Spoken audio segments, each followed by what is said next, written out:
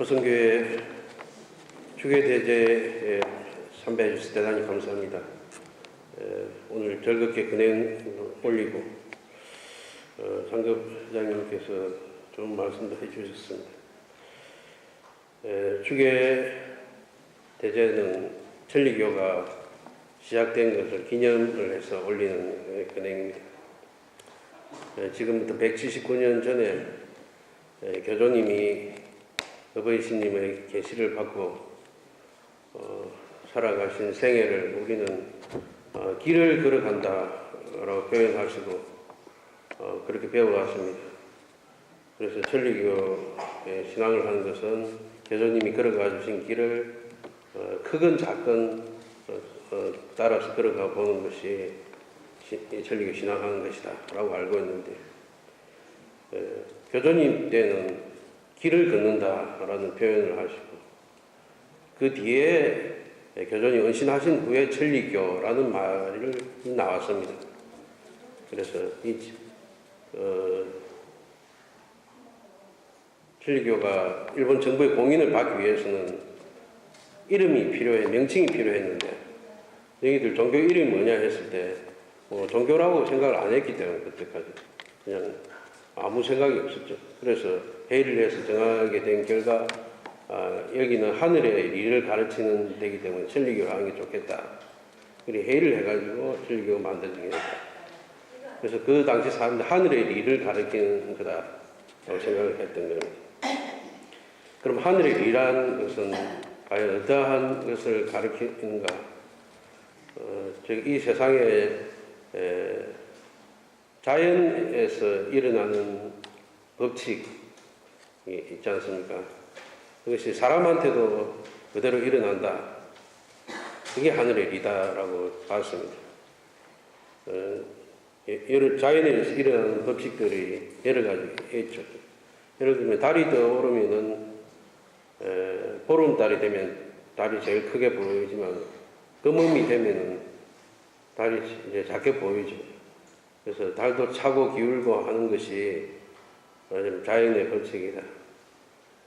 그걸 놓고 보면 사람도 차고 기우는 것이 반드시 온다는 거죠. 항상 찬 상태로 가는 것도 아니고, 사람 인생도 역시 그걸 보면은 그렇게 돌아가는 걸 알 수 있다.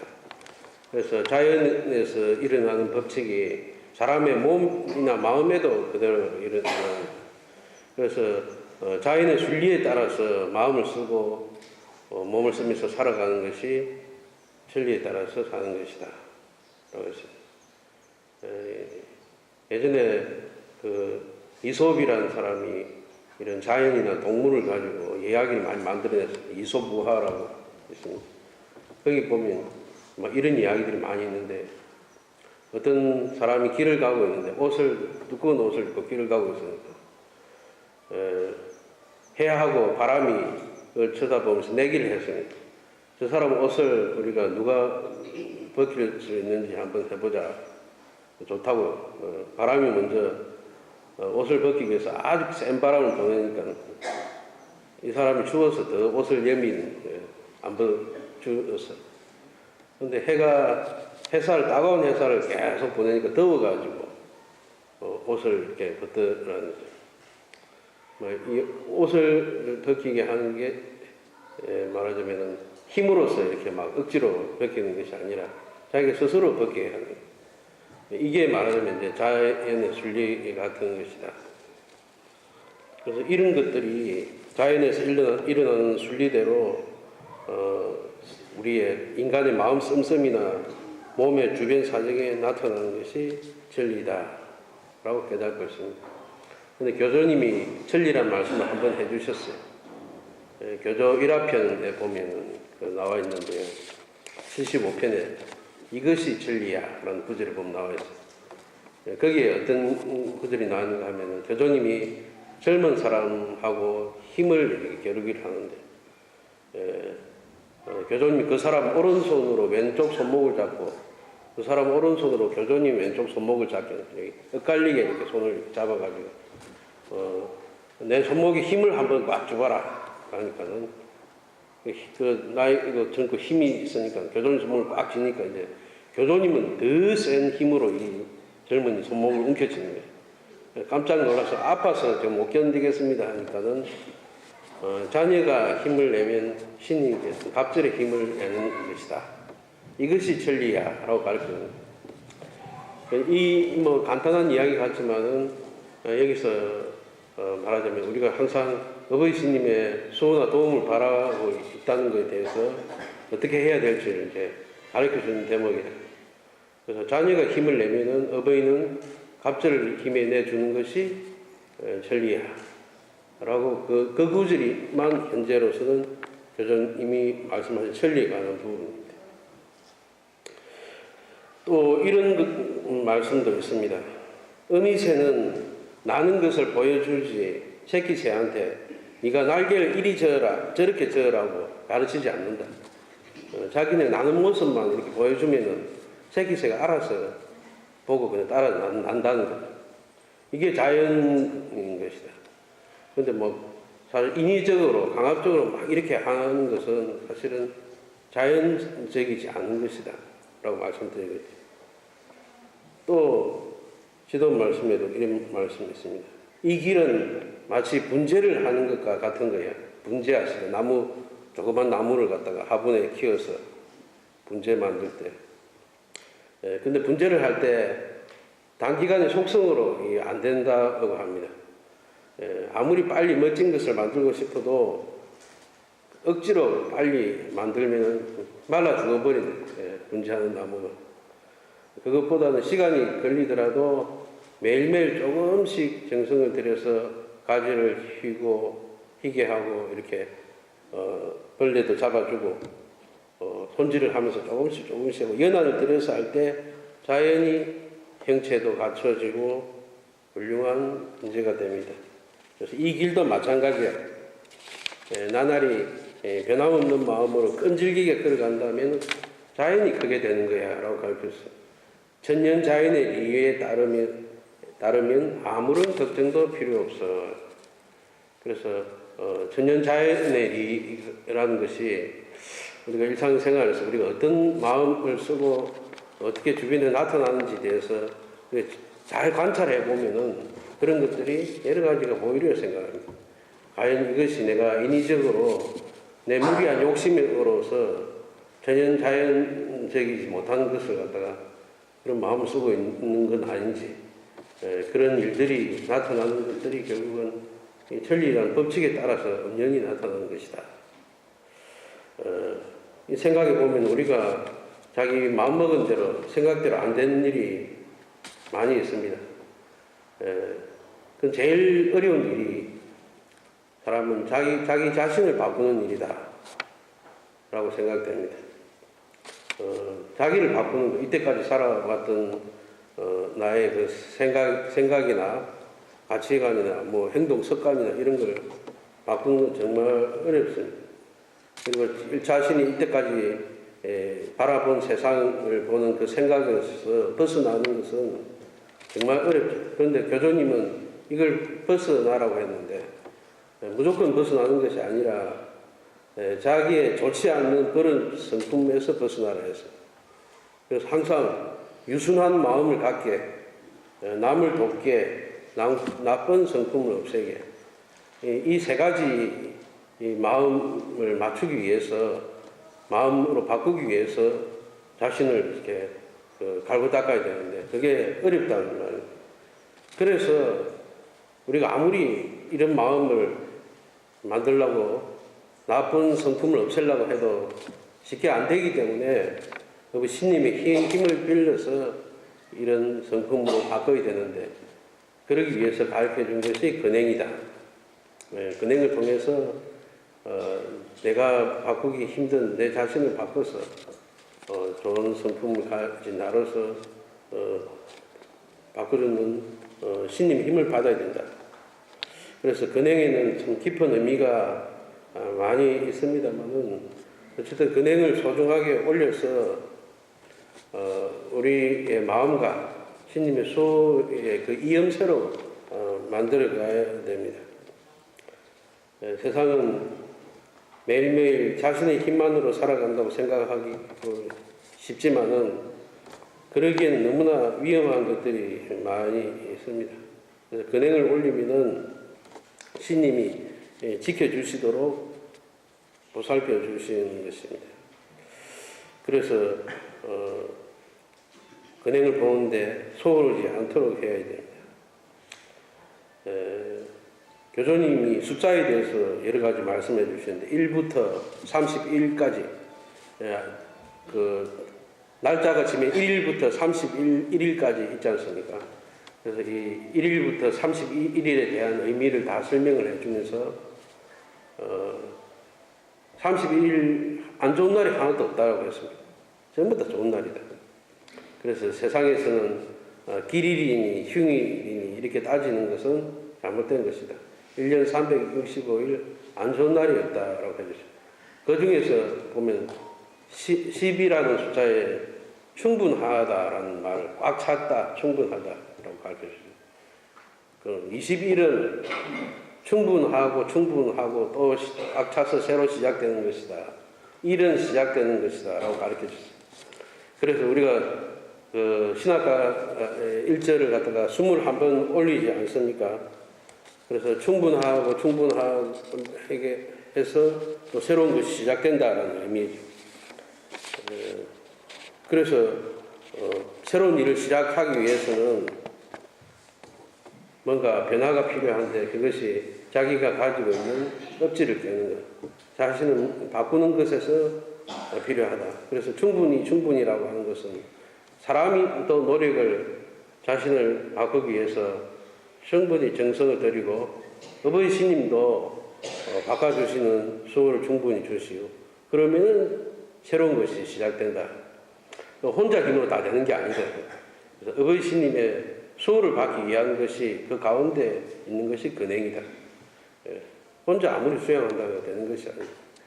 그래서 근행을 통해서 어버이 스님이 이런 걸 새로운 일을 시작되도록 이끌어 주시는 것이다. 마치 그 달걀 속에서 병아리가 부화하듯이 병아리가 달걀 속에서 나올 때는 자기가 뿌리로 그 달걀 껍질을 깨지만 어미 닭이 밖에서도 쪼아주면 같이 새끼가 쪼아주면 그래서 이제 나올 수 있는 것. 혼자 힘으로는 나올 수 없는 것과 같은 것이다. 그런데 보면은 우리가 이렇게 근행을 올리고 여러 가지 신님이 가는 일을 부지런히 하고 있습니다. 그 중에 아침마다 이렇게 신찬을 바치지 않습니까? 그럼 이거는 눈에 보이는 물질로서 바치는 거지만은 눈에 보이는 이런 물질 말고도 우리 마음도 사실 같이 바치고 있습니다.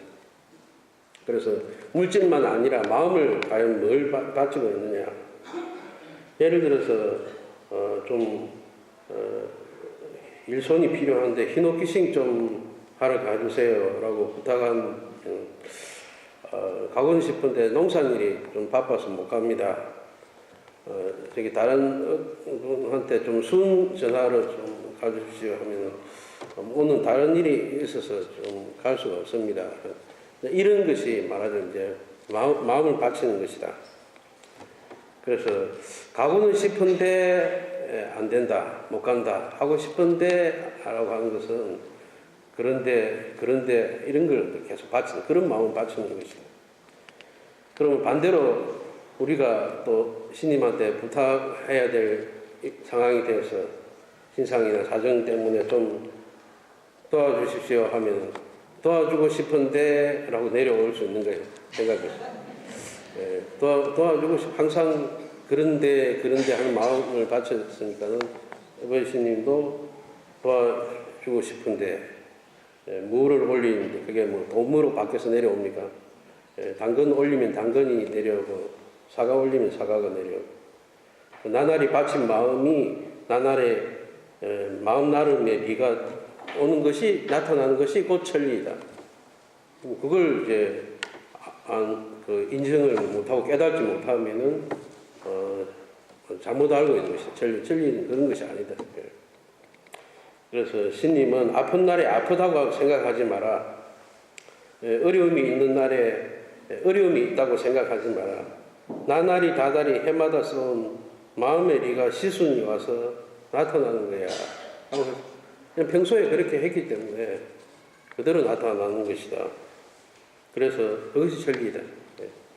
그래서 우리는 무슨 일이나 어떤 일이든 흘려듣거나 못 본 척 하지 말고 그런데 하는 신앙을 버리고 순직하게 어버이의 말에 따라서 리에 따라서 노력하는 것이 중요합니다. 뭐 특별히 어려운 일을 하라는 것이 아니라 매일같이 다달이 해마다 하루하루를 소중하게 보내는 것. 또 내 마음속에 만약에 신님이 안 계신다라고 생각된다면은 그때는 신님의 일을 힘을 쏟아서 해야 됩니다. 신님이 안 계시는 것 같다라고 생각되면 그건 뭐 신님이 다른 데 가신 것이 아니라 내 마음속에 없는 것이다.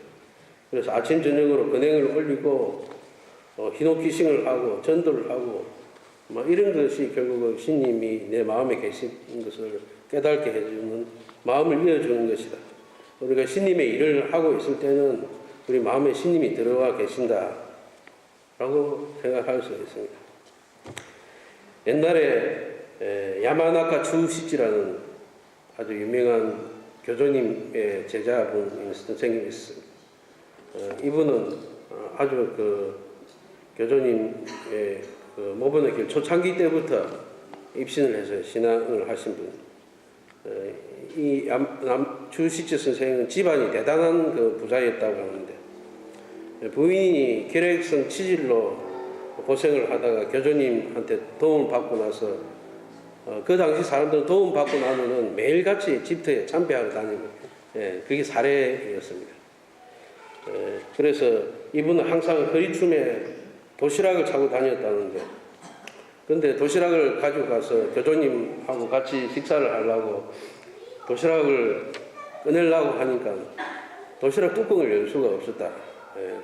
왜냐하면 너무 교조님의 생활이 소박해서 자기가 가져온 도시락은 너무 사치스러워. 자기도 좋은 도시락은 아닌데 그게 사치스럽게 느껴질 정도로 그런 생활을 하고 계셨기 때문에 미안해서 도시락 뚜껑을 열지 못하고 집으로 돌아오는 날이 많았다. 그래서 이래서는 안 되겠다라고 생각해가지고 도시락 대신에 한 대씩 쌀을 100미를 이제 거리에 차고 다니기 시작한 매일매일 한 대씩 이렇게 집터에 가서 쌀을 갖다가 나르기로 하는 거죠. 그것이 말 나르기의 시초입니다. 그게. 그래서 조시지 선생이 집터로 올 때마다 그 당시 교조님 막내딸 복강이 저 멀리까지 나가서 이 선생이 오늘 오나 안 오나 이걸 보고 있었다. 오면은 오늘은 안 굶겠구나 이렇게 생각을 했어요. 그렇게 이제 반겼다. 그런데 이렇게 이 주시 선생이 매일같이 나는 한 대씩 쌀을 가지고 집터에 참배하러 다닌다라고 이야기하니까 자기 집에서 이야기를 하니까 주시 선생 딸이 있습니다. 고이소라는 이제 교조전에 보면 나오거든요. 교조님 옆에 지정도 돌고 그랬어요.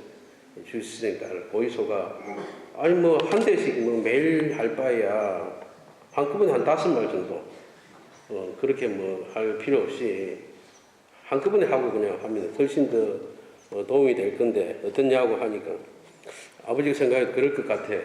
그래서 조조님한테 다음에는 그냥 아예 5말을 한꺼번에 가져오겠습니다 라고 하니까는 교수님이 매일매일 이렇게 나르는 것이 낙이야 라고 이야기해 주세요.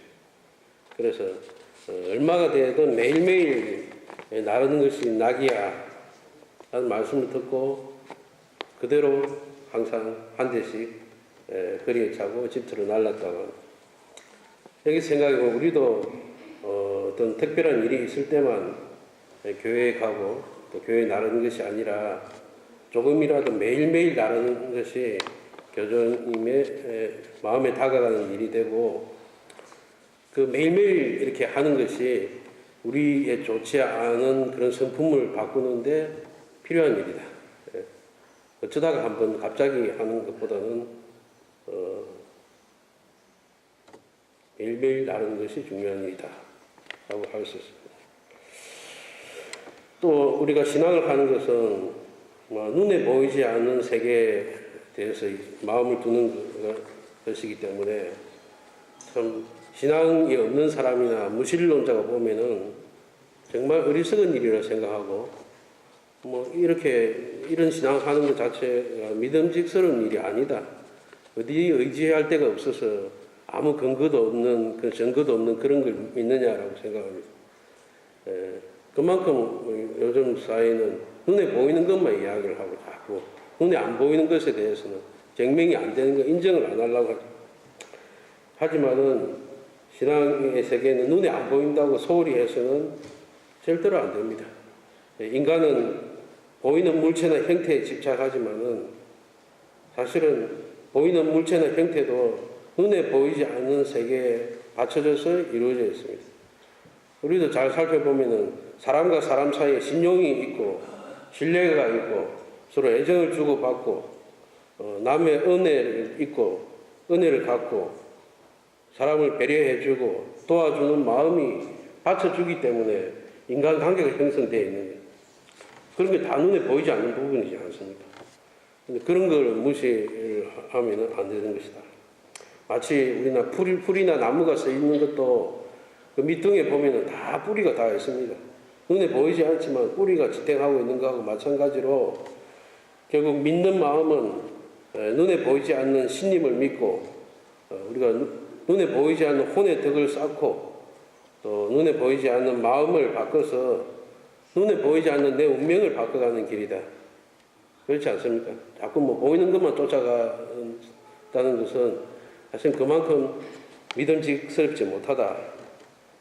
그래서 우리가 보이지 않는 세계라 해서 결코 소홀히 해서는 안 되고 보이지 않는 마음을 신님의 뜻에 맞게 승인하는 것이 필요하다. 신님의 뜻에 맞게 승인하는 게 뭐라고 생각하십니까? 교회에 오면 보통 신님께 자신이나 가족에 관한 일은 열심히 빌지만은 교주님이 말씀하시는 성인이라는 것은 남을 위해 빌어주는 것입니다. 남을 위해 빌어주는 사람이 됐을 때 컸구나. 네가 이제 컸구나라고 생각합니다. 내 몸, 내 자녀, 내 집안을 위해 떠나서 남을 위해서 기원을 하고 남을 위해서 기원하는 마음에 의해서 내가 도움을 받는 것이다. 그래서 우리는 도움 받고 싶어 하는 사람에서 남을 도와주고 싶다는 마음을 갖고 나가야 됩니다. 현재 올해도 얼마 남지 않았습니다만 남은 기간에 신님의 일에 정성을 쏟아서 나르기 다하게 힘을 기울여 주시면 감사하겠습니다. 끝으로 한 번 더 교주님 말씀하신 이것이 진리야 라는 일화편에 자녀 쪽에서 힘을 주면 어버이도 힘을 주게 되는 것이야. 이것이 진리야. 명칭해 주셔서 감사합니다.